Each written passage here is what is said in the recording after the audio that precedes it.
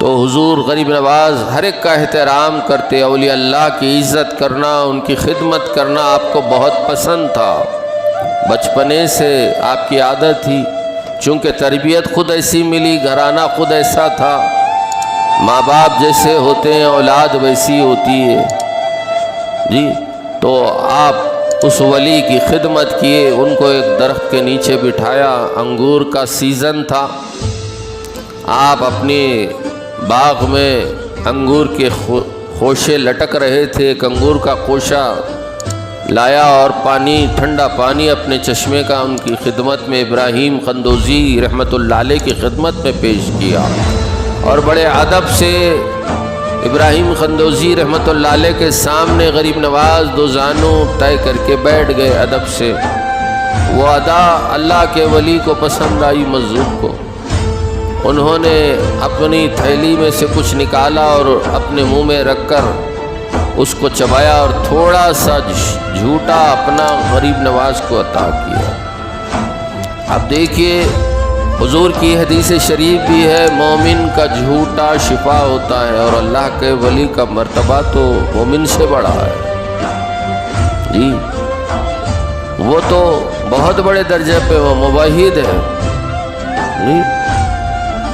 تو آپ کے جھوٹے میں کتنی بڑی اللہ تعالیٰ نے جو ہے نا شفا رکھا ہوگا۔ جیسے ہی غریب نواز اس جھوٹے کو اس مجذوب کے نوش فرمایا، آپ یہ نہیں دیکھے کہ میں اس فقیر کا جھوٹا کیسے کھاؤں، یا ان کا لب لگا ہے، آپ نے یہ نہیں سوچا، احترام میں بڑے عقیدت سے اس کو آپ نے نوش فرما لیا۔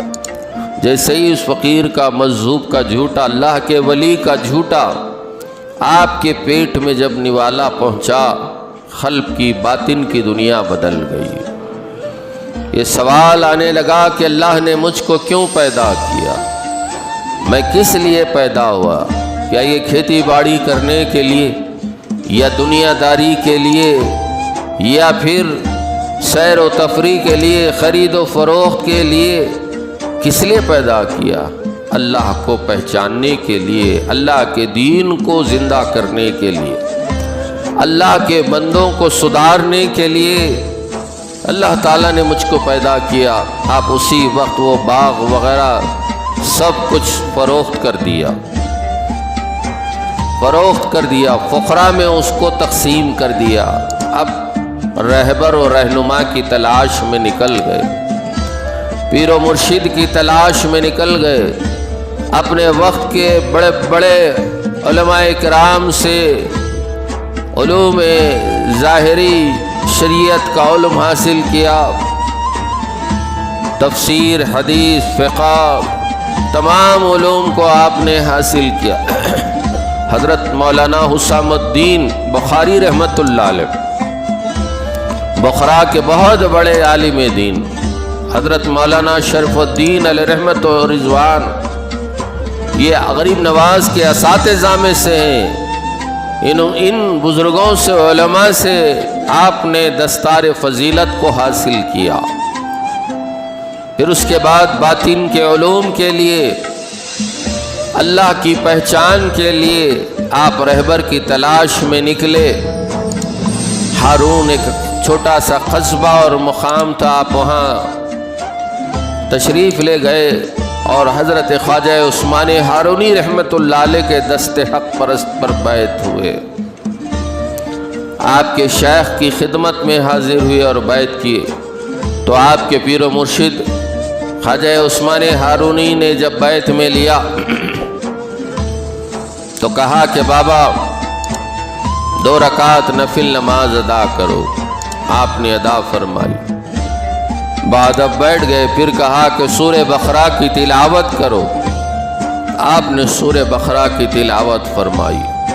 پھر اس کے بعد کہا کہ ہمارے سلسلے میں 1 رات اور 1 دن کا مجاہدہ ضروری ہے، آپ نے مجاہدہ فرمایا۔ آپ کے پیر و مرشد آپ کے سر پر 4 کلا ٹوپی رکھی، ان کو اپنا مرید بنایا اور اپنی تربیت میں ان کو رکھا، اور غریب نواز اپنے پیر و مرشد کی خدمت میں 1 2 4 5 سال نہیں رہے، پورے 20 سال انہوں نے اپنے شیخ کی خدمت میں وقت لگایا، اور شیخ کی خدمت کا ہر آن آپ کو خیال رہتا، شیخ کا مصلی اور پھر پانی کا مشق اور